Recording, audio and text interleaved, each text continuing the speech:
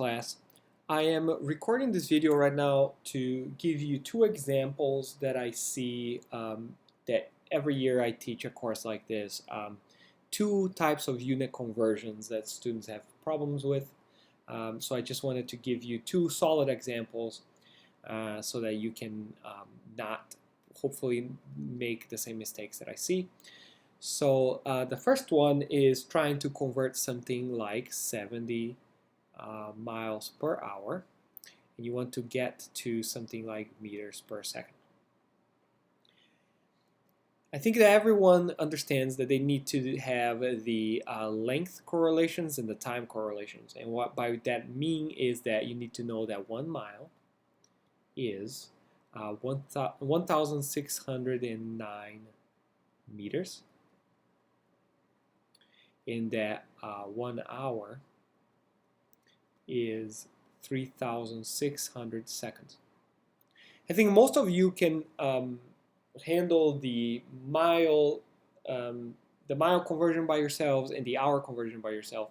It's a matter of combining two of these conversions in one go, basically. So the best thing is to do one at a time. So 70 miles per hour can be broken down into 70 miles multiplied by 1 over hour. So the way I did this is basically this is the same as mile divided by 1 multiplied by 1 divided by hour, and you get this unit right there. And so what that does is it allows you to convert this in one go and this in one go. So let's do that. So 70, the first thing we're going to convert is miles. And remember from our first video for this class, we have to come up with some sort of quantity in the parentheses that will be equal to 1. And the way you do that is you can either do 1 mile divided by 1,609 meters, or you can have 1,609 meters divided by 1 mile. Because this is an equation, and you can divide either side of it to both sides, and you get 1 at the end. What is useful here is to get 1 mile in the denominator. So 1 mile here, and you get 1,609 meters. Okay. The next unit we're going to convert is 1 over hour. And the same thing, we want to come up with some sort of a 1 here that will take care of this hour for us. And we want the hour to be now in the numerator. So 1 hour shows up here, and we know that 1 hour is also 3,600 seconds. Now note how this speed is a physical quantity. And to convert is simply to translate, and so this quantity and this quantity both are 1. I'm just multiplying this quantity by two fancy ones and not changing the physical amount of speed that I'm trying to represent. Okay, so let's go do some cancellations. So miles and miles goes away. And same thing with hour and hour. And I want to point to you that the only thing now that's left is meters and second. So what we can do is we can go ahead and rewrite this. And I'm just going to pull all the numbers up front. So I'm going to write the numbers first. 70 times 1,609 divided by 3,600, and the only units that are left is meters and seconds. Before you go to the calculator, there's another trick you can do.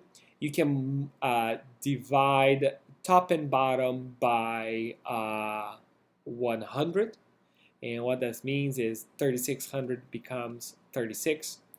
And, this 9 here, I mean, it sort of affects the answer a little bit, but it doesn't really matter. We're just trying to get an estimate for these things. So what you end up with to do in the calculator is very simple. It's 70 multiplied by 16 divided by 36. And what you end up finding is that, also I'm going to use a lot in this class, equality means I have not rounded anything. Now this wiggle equality is an approximate. That means I have rounded some things. I have not taken account this 9, and I'm just rounding to the nearest integer. It's 31 meters per second. And I think at this point it would be appropriate to explain to you what my preferred method of significant figures is.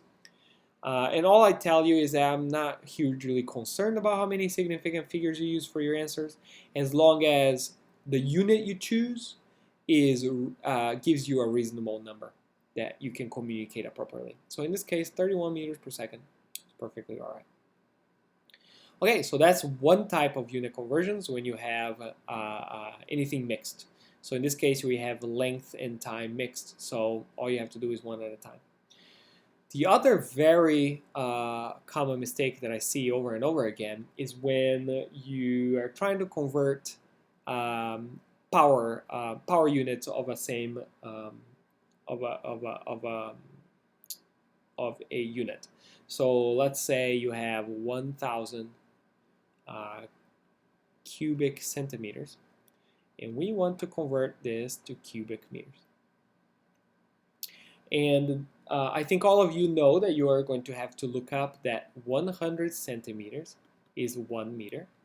Also note that a centi here, this is just a number, it's not a unit, and this stands up for 10 to the minus 2.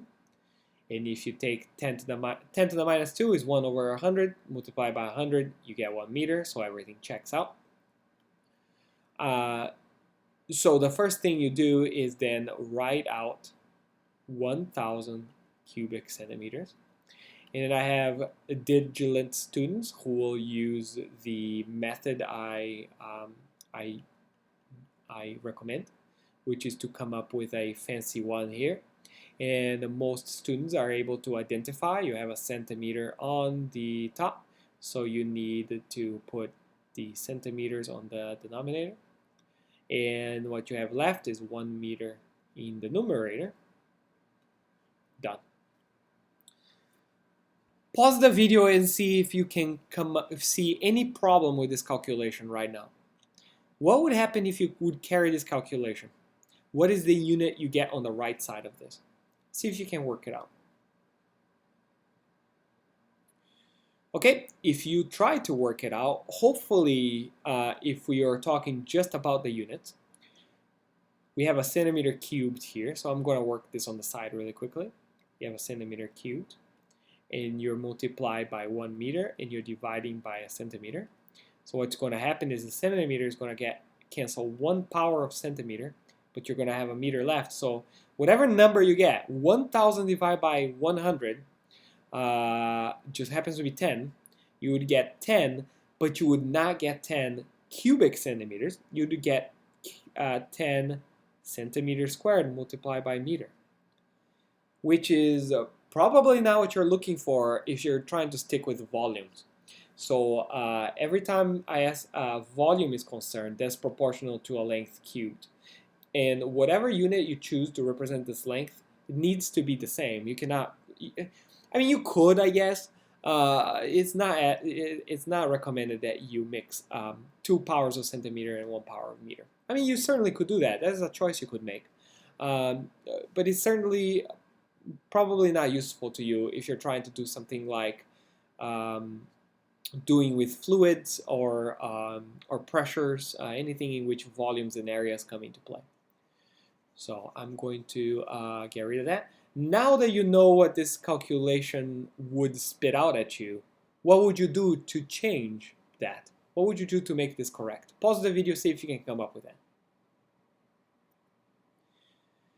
Okay, and hopefully you did pause the video and you come up with the fact that you need to cube this. You need to cube this proportion.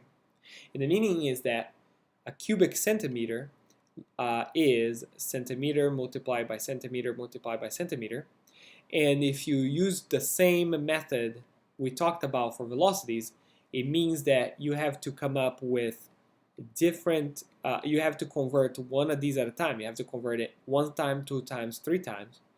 But it just so happens that the conversion for this element, and this element is the same, is 1 meter divided by 100 centimeters. So you can just cube it, and everything works out at the end. So let me again erase this. It is not useful. So again, we're going to go ahead and pull all the numbers to the right. So this turns out to be 1,000 divided by 100 cubed. Now I'm going to work the units here, centimeter cubed.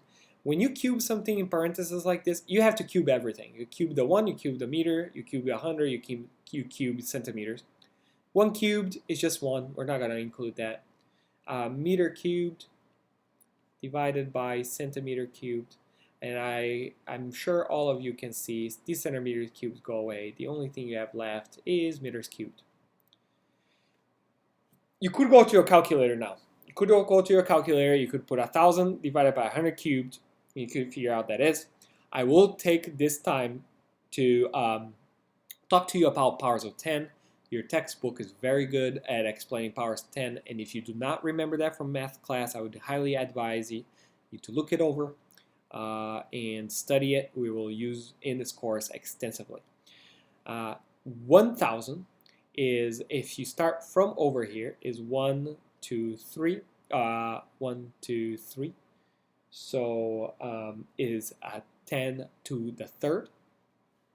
And it is so you can represent 1,000 as 10 to the third power. And now 100 is, if you count from this over here, you get 1, 2. And that means you can represent this as 10 squared. And you all know this, that 10 times 10 is 100. You can always check. 10 cubed, 10 times 10 is 100. 100 times 10 is 1,000, so you know you're right. But remember that this entire quantity, the 100 is cubed, which means that 10 to the second power is also cubed.